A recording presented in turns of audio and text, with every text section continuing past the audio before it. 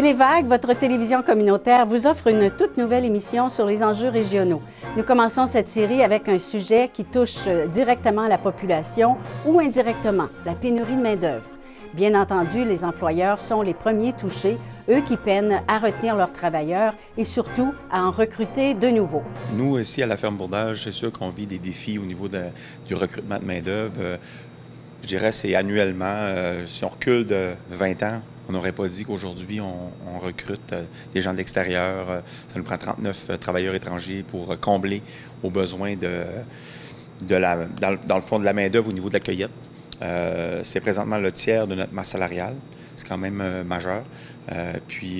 Mais on a toujours un besoin, dans le fond, aussi pour autres, dans le fond, travailleurs que les cueilleurs. Le premier responsable de cette situation est le vieillissement de la population qui fait en sorte que les travailleurs expérimentés partent à la retraite et que l'on peine à les remplacer.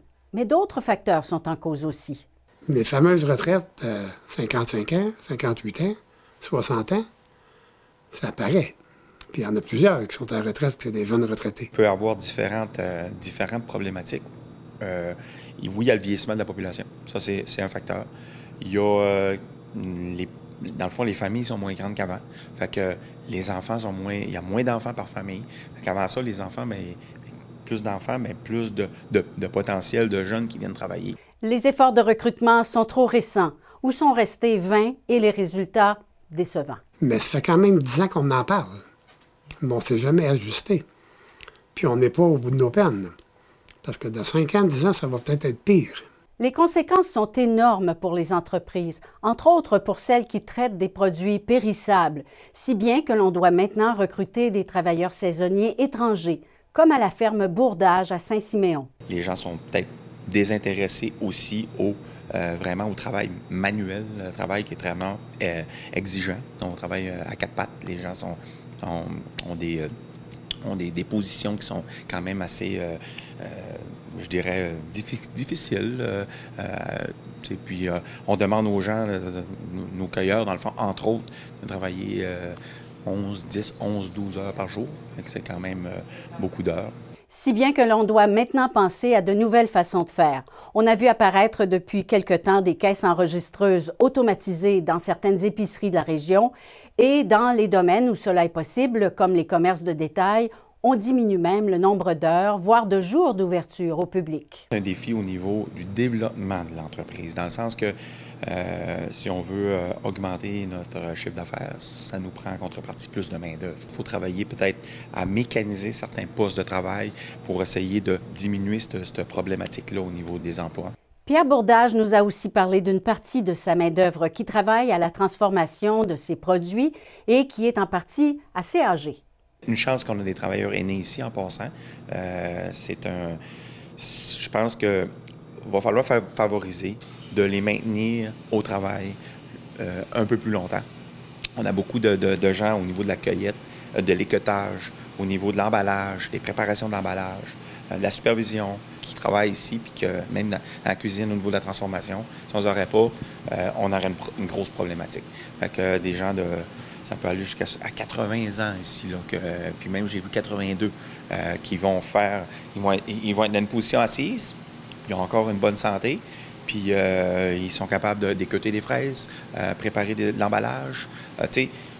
Tout dépendant de la santé de la personne, il y a possibilité. C'est du temps partiel. Je pense qu'il va falloir favoriser le temps partiel. Sans que ce soit un temps plein, j'aime autant avoir 2 personnes âgées sur un poste qu'avoir une personne qui n'est pas là. Mais quand on pense aux travailleurs d'expérience, on a une clé de solution, du moins à court terme pour la plupart. Il va falloir trouver des moyens pour peut-être adapter le poste et peut-être faire une semi-mécanisation. Fait que là, c'est de la R&D pour essayer de trouver un équipement. Il y a des adaptations qui pourraient se faire avec les postes en cause, qui feraient en sorte qu'on aurait comme, ça serait moins physique. Maurice Kennel abonde dans le même sens et va même plus loin. Ils vont peut-être être là 1 an, 2 ans, 4 ans, 5 ans, mais ils vont être là, puis ils vont répondre à un besoin. Présentement, ils vont peut-être travailler 2 jours par semaine, 3 jours semaine. Mais s'il y a une entreprise qui a besoin de quelqu'un pendant 4 jours semaine, puis c'est 2 employés qui font le travail, c'est parfait, on vient de régler un problème. Puis ça peut être dans différents emplois aussi, tu sais. Puis même, on se dit le partage de main-d'œuvre. Ça, c'est une solution. Tu as des entreprises qui envoient quelqu'un 2 jours semaine. Mais tu sais, peux-tu partager l'employé?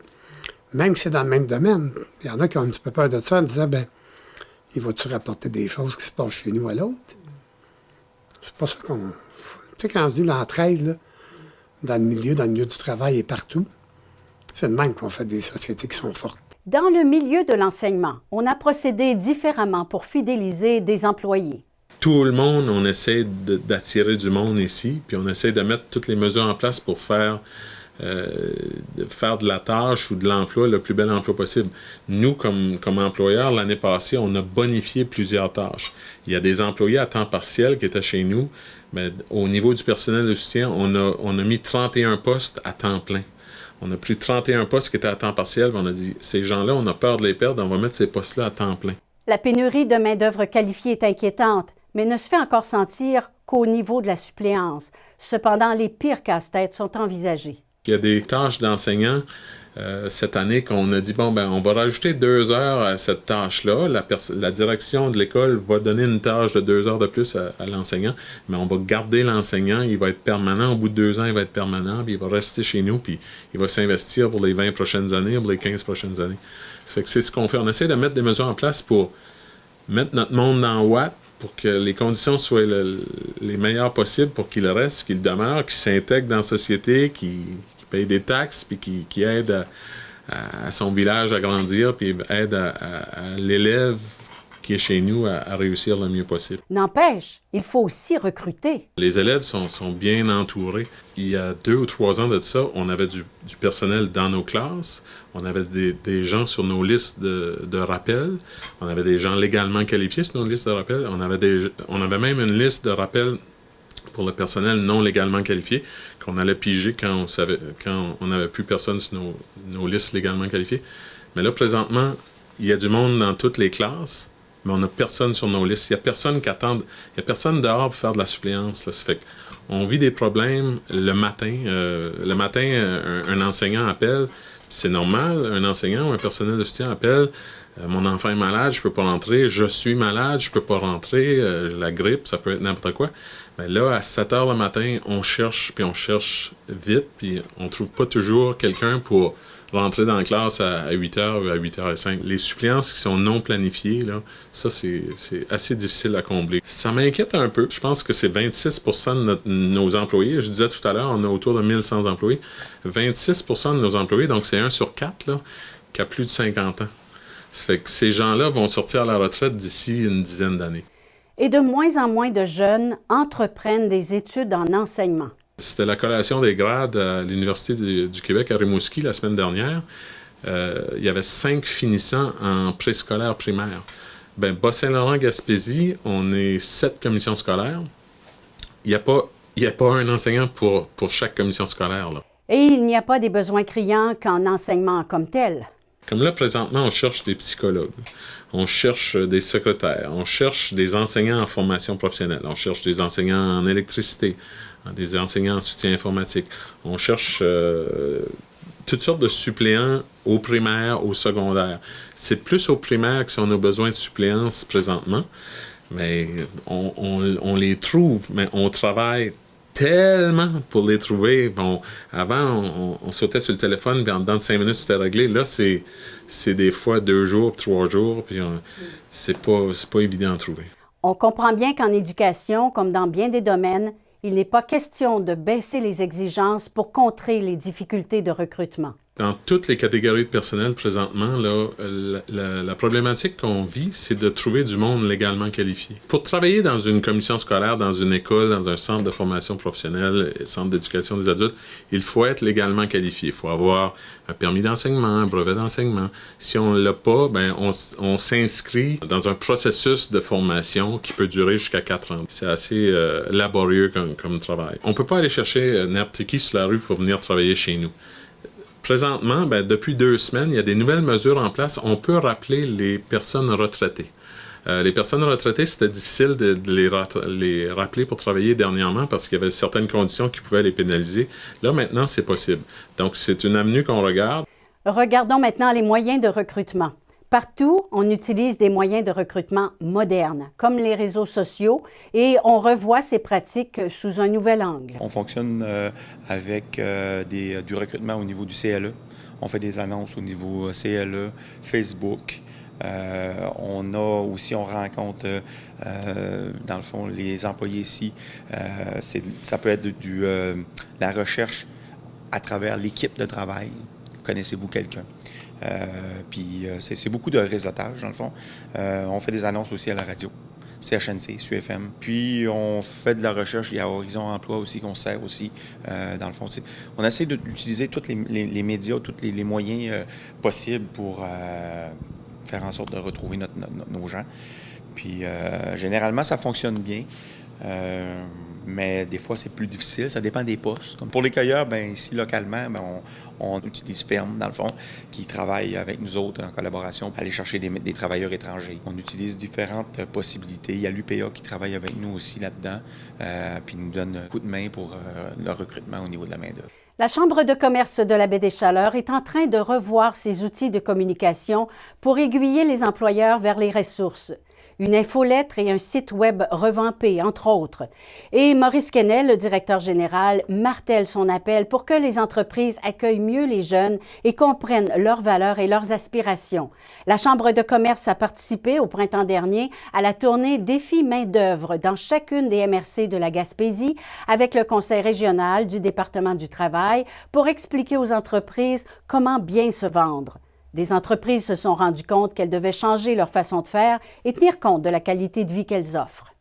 La qualité de vie, mais c'est la relation aussi au travail, l'adaptation, l'ouverture aussi. Tu fais plus du 8 à 4 puis du 9 à 5. Là. Ça ne fonctionne plus comme ça. Télétravail, les gens, il faut que tu aies une flexibilité avec tes employés. Il faut vraiment que tu sois ouvert à ce que les autres, la façon qu'ils vont travailler, tu leur donnes un mandat. Ils vont se faire leur propre horaire bien souvent. Puis on voit qu'il y a des entreprises aussi, ce qu'ils ont fait, tu as des entreprises qui ont fait des gymnases dans leur entreprise, ils vont accompagner, ils vont permettre aussi aux gens, parce que de plus en plus les gens vont s'entraîner aussi. Il y en a qui ont mis des douches dans leur entreprise, parce que les gens vont faire du jogging le midi, ils reviennent et prennent une douche.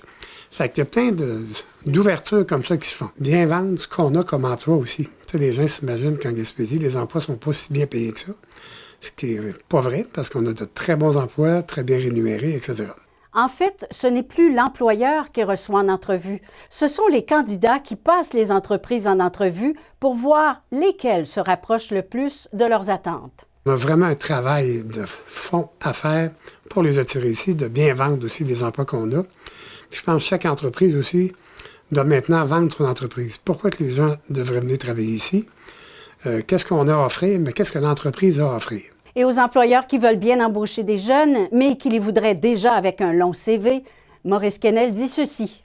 Mais si on ne donne pas la chance aux jeunes qui reviennent en Gaspésie, bien, ils vont retourner. C'est que si on veut que nos jeunes restent ici ou reviennent ici, bien, ça prend une ouverture pour dire, bien, on va les engager, puis ils vont en apprendre de l'expérience, mais ils arrivent avec une nouvelle façon de faire. Pendant la période estivale, on en embauche des jeunes et c'est là la plupart du temps qu'ils pigent pour inscrire quelques expériences de travail sur leur CV. Mais la saison est bien courte et surtout décalée par rapport aux besoins dans l'industrie touristique, mais ailleurs aussi. Modifier les horaires au niveau des écoles, les entrées en classe met beaucoup de problématiques au niveau de la main-d'œuvre. Tu sais, les jeunes arrivent le printemps, oui, on veut avoir de l'ouvrage, on veut avoir du travail, mais au 15 août, ils sont partis. Fait que là, nous autres, là, on run jusqu'à la fin septembre, roche. T'sais, on a beaucoup de travail à faire, mais au niveau touristique, on n'a pas de grosses problématiques.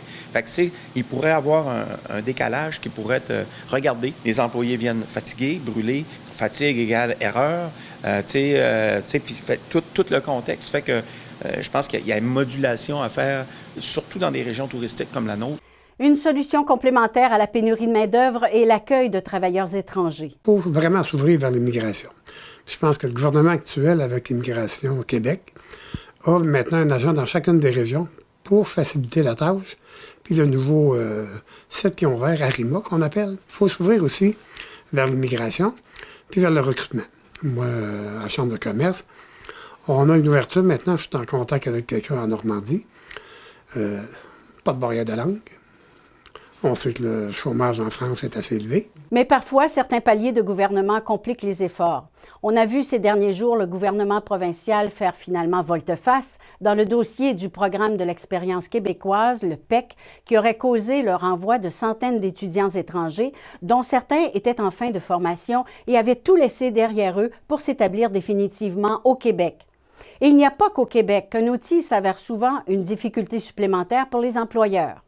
Il faut passer par Immigration Canada. Le site d'Immigration Canada, il n'est pas très facile, il est assez compliqué. Tu arrives sur le site à un moment donné d'Immigration Canada, bon, tu remplis ton formulaire. Là, quand il faut que tu donnes le titre d'emploi, tu as à peu près 80 postes, mais tu n'as pas le titre exact de l'emploi. Il faut que tu cliques sur un des postes pour avoir des sous-postes. Mais quand tu fais ça, c'est pas une nouvelle fenêtre qui rouvre. C'est que tu sors de ta fenêtre. Fait que là, quand tu retournes sur ta fenêtre, 80 de ce que tu as complété n'est plus là. Ce que tu peux faire normalement dans une heure, ça m'a pris 4 heures. C'est pour ça qu'il y en a qui abandonnent complètement. Heureusement, pour le moment, les aînés sont là, du moins certains, pour venir à la rescousse. Mais encore là, le gouvernement doit bouger plus vite pour qu'on ne perde pas ces travailleurs dévoués. Le gouvernement du Québec accorde maintenant un crédit d'impôt pour travailleurs d'expérience de 61 ans et plus. Que ce soit pour rester actifs ou pour boucler leur fin de mois, plusieurs retraités souhaitent retourner au travail, mais ils reculent souvent devant l'impact fiscal d'une telle décision. Jusqu'à 80 de leur chèque de paye pourrait retourner dans les coffres de l'État. Il y a une ouverture, mais sauf l'ouverture, c'est pas juste ça que ça prend des gestes. Mais si la personne gagne, je sais pas, moi, 15 ou 20 000 pendant l'année, elle ne pas être pénalisée. Les travailleurs d'expérience ont vraiment leur place au sein des entreprises et font partie de la solution. Le transfert des compétences à l'intérieur de l'entreprise. Tu sais, les personnes qui s'en vont vers la retraite, il fallait former les jeunes qui étaient dans l'entreprise, ou les nouveaux arrivants qui arrivaient, les jeunes qui arrivaient. Transférer les compétences des anciennes personnes qui étaient là depuis 20, 25, 30 ans. Vous avez vu, le sujet est vaste et bien des organismes et institutions cherchent des solutions et en proposent même. La semaine prochaine, nous vous présenterons les points de vue du Centre intégré de santé et de services sociaux de la Gaspésie et aussi du Carrefour Jeunesse Option Emploi et Place aux jeunes Gaspésie-Île-de-la-Madeleine. Merci d'avoir été à l'écoute et bonne semaine.